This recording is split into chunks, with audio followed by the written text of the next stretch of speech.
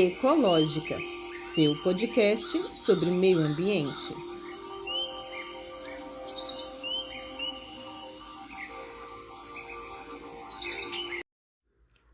Olá, sou Tatiane Costa e este podcast irá explicar, conversar, debater e te atualizar sobre todas as questões acerca do meio ambiente. Sejam todos bem-vindos e bem-vindas. Olá, ouvintes, como vocês foram de Natal e Ano Novo? Espero que bem, que tenham aproveitado bastante as festividades de fim de ano. Esse episódio aqui do podcast é diferente, pois eu ainda estou de férias daqui do podcast. Isso significa, portanto, que não retornei ainda com a terceira temporada. Não estou antecipando a estreia da mesma. Por isso é que esse episódio é diferente, pois trata-se de um episódio bônus que eu resolvi fazer porque tem assuntos que são importantes e urgentes para ser falado depois. E por isso não podem esperar o retorno da terceira temporada. E eu confesso, inclusive, que eu demorei até para fazer esse episódio. Mas hoje, quinta-feira, 9 de fevereiro, irei falar sobre o assunto dos Yanomamis, o caso dos Yanomamis, mais especificamente sobre a crise humanitária dos Yanomamis, no quadro Meio Ambiente em Pauta. Meio Ambiente em Pauta, um quadro do podcast Ecológica que traz as últimas da área ambiental.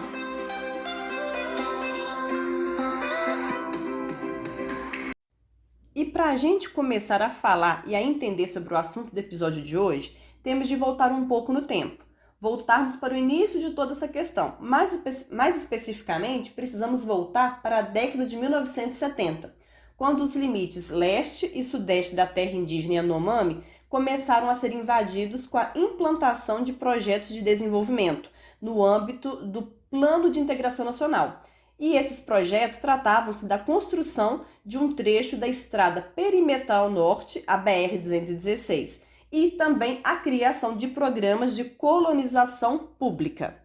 Durante essa década, houve também um projeto de levantamento de recursos amazônicos que verificou a existência de importantes jazidas minerais na região, o que levou a constantes invasões garimpeiras à região devido a toda a publicidade que foi dada ao potencial minerário das terras, ao potencial mineral das terras. E a situação se agravou ainda mais a partir da década de 1980, quando teve uma verdadeira corrida do ouro de garimpeiros para as terras Yanomami.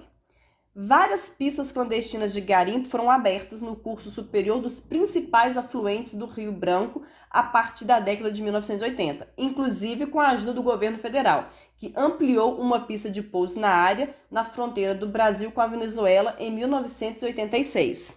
E para situar vocês acerca da localização do território Yanomami, o referido território fica entre os estados de Roraima e Amazonas e se estende por boa parte da fronteira do Brasil com a Venezuela.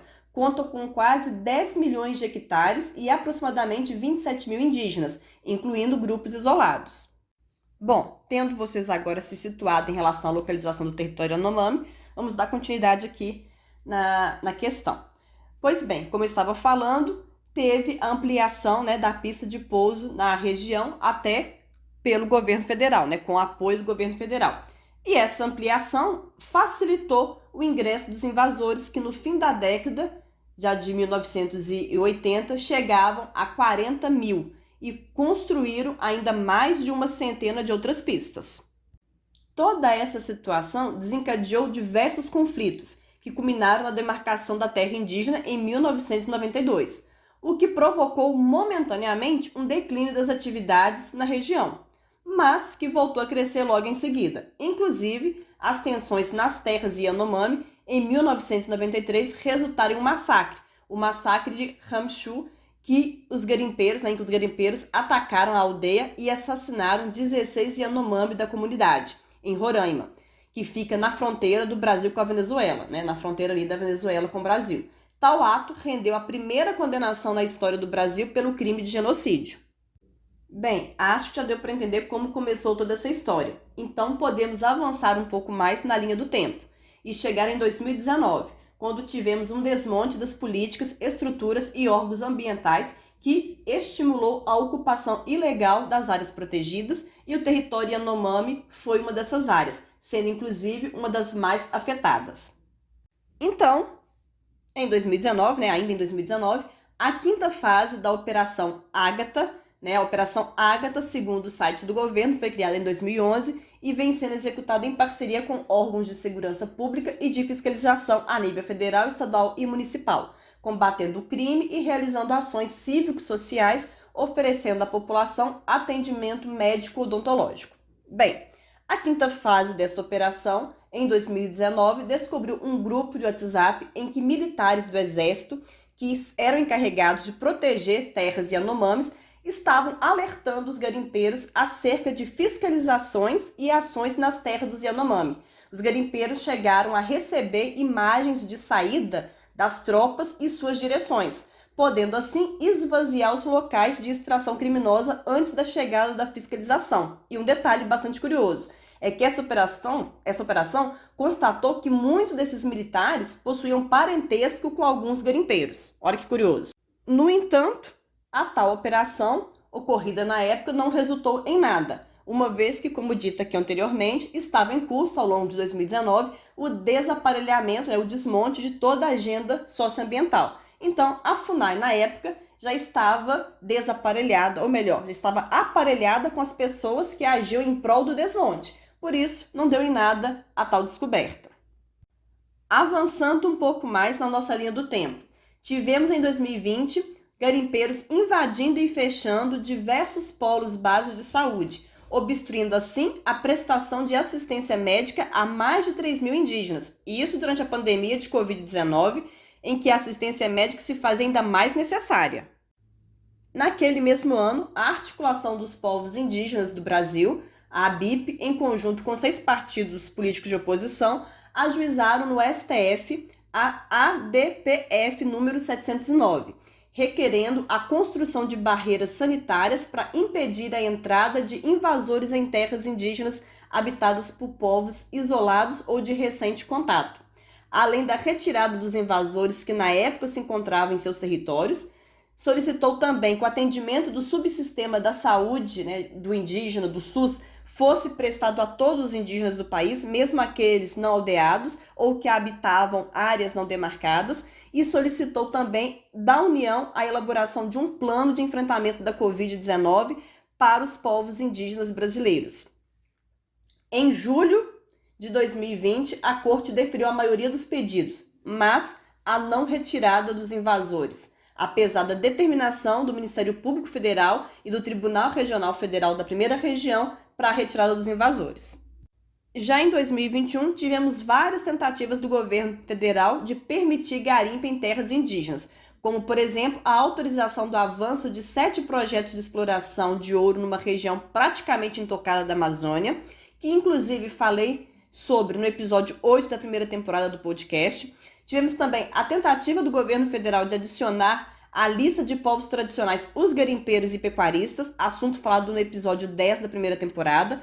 E avançando um pouco mais, tivemos em 2022 o pacote da destruição tramitando no Congresso. Pacote este que conta com 4 PLs favoráveis ao garimpo. O PL 490/2007, o PL 191/2020, o PL 2633/2020 e o PL 510/2021, que também foi assunto de um episódio aqui do podcast. O pacote da destruição foi assunto do episódio 8 da segunda temporada. Portanto, se você quiser se inteirar mais desses assuntos todos já abordados em outros episódios daqui do podcast, então é só dar o play nesses episódios e conferir.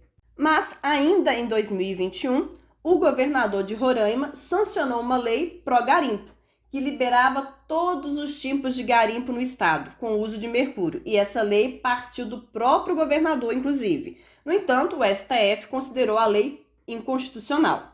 Mas o governador não parou por aí. Em 2022, segundo o G1, ele, sob intensa pressão de garimpeiros, incluindo de um empresário local, investigado pela Polícia Federal por dar apoio logístico ao garimpo na terra Yanomami, o governador, sob pressão desse empresário, sancionou outra lei pró-garimpo de autoria de um deputado estadual. Essa lei protegia o patrimônio dos garimpeiros ilegais, proibindo que os agentes de fiscalização destruíssem maquinário dos invasores ambientais. Porém, o ministro Luiz Roberto Barroso suspendeu a lei ainda em 2022. E o governador que foi reeleito mesmo diante de toda essa crise sanitária Yanomami, ele não concorda que os garimpeiros devem ser responsabilizados pela atual situação. É mole, gente? Dá para acreditar nisso? Bem, agora que as causas para a crise atual já foram apresentadas, vamos falar sobre a crise em si. Vamos falar da situação atual dos Yanomami e como eles estão e como que o garimpo, que é o responsável por essa crise, gera essa situação. Então, como vocês viram, a terra dos Yanomami possui um grande potencial mineral e é isso que atraiu e atrai até hoje os garimpeiros para o território indígena. Os indígenas possuem a sua própria estrutura social, em que o trabalho coletivo, onde cada membro possui sua função, é o que mantém a aldeia e a própria estrutura social funcionando.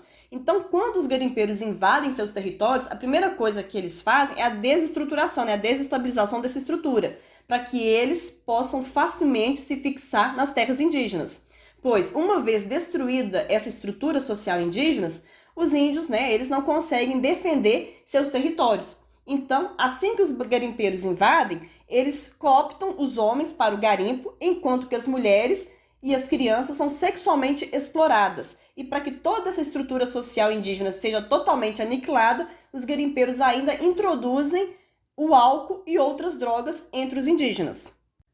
Assim, com a estrutura social desfeita e com os indígenas doentes, porque quando os garimpeiros invadem suas terras, há o desmate da floresta, o que gera um desequilíbrio ambiental, como, por exemplo, a proliferação de mosquitos, que são vetores da malária, que chega até os indígenas e os adoece. Então, sem ter quem colhe o que já foi cultivado, seja pela desestruturação social, que tirou os indígenas de suas funções sociais para colocá-los no garimpo, ou pela doença, muitas safras são perdidas, levando à desnutrição e à insegurança alimentar, uma vez que não há mais comida, nem mesmo peixes, porque não há quem pesque e também porque muitos desses peixes acabam morrendo pela contaminação dessas águas pelo mercúrio.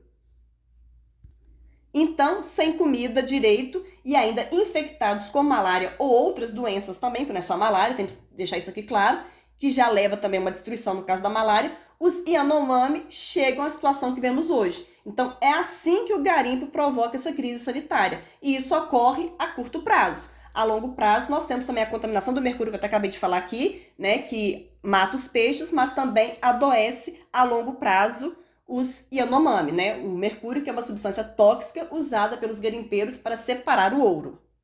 E essa crise sanitária já resultou de 2018 até 2022 505 óbitos de crianças menores de 1 ano, 178 óbitos de criança de 1 a 4 anos, 57 óbitos de criança de 5 a 9 anos, 33 óbitos de criança de 10 a 14 anos, 72 óbitos de adolescentes de 15 a 19 anos, 142 óbitos de pessoas de 20 a 39 anos, 97 óbitos de adultos de 40 a 59 anos, 150 óbitos de idosos de 60 a 79 anos e 51 óbitos de idosos de 80 anos ou mais. Esses óbitos são em decorrência de doenças, como a malária, tuberculose, desnutrição grave, síndrome gripal, síndrome respiratória aguda grave e diarreia aguda, todas ocasionadas e intensificadas pela invasão de suas terras pelos garimpeiros, como já explicado aqui. Devido a esta situação, a região está em emergência de saúde desde 20 de janeiro, e ações de expulsão dos invasores devem ser coordenadas pelo Ministério da Justiça e Segurança Pública, sendo que já está ocorrendo o controle do espaço aéreo, e no último dia 30 foi criado um grupo de trabalho para elaborar medidas de combate ao garimpo ilegal em terras indígenas.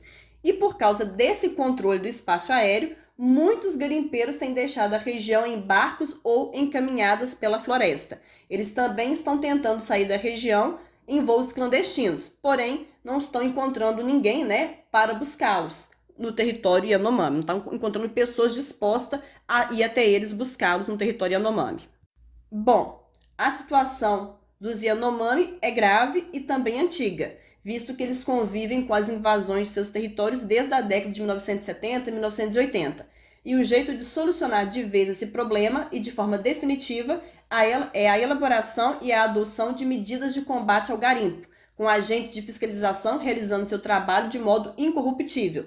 Sendo que, para mim, eu acredito que agora estamos rumo a essa conquista, uma vez que após décadas Finalmente temos hoje um Ministério dos Povos Indígenas, e que ainda por cima é presidido pela ativista Sônia Guajajara, né, indígena do povo Guajajara, que luta pelos direitos dos povos originários e pelo meio ambiente. Então, posto isso, acredito que agora teremos avanços importantes e significativos nesse quesito.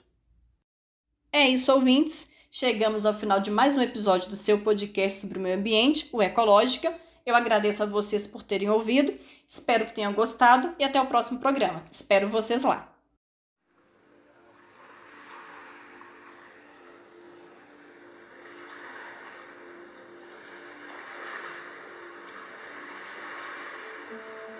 Ecológica, seu podcast sobre meio ambiente.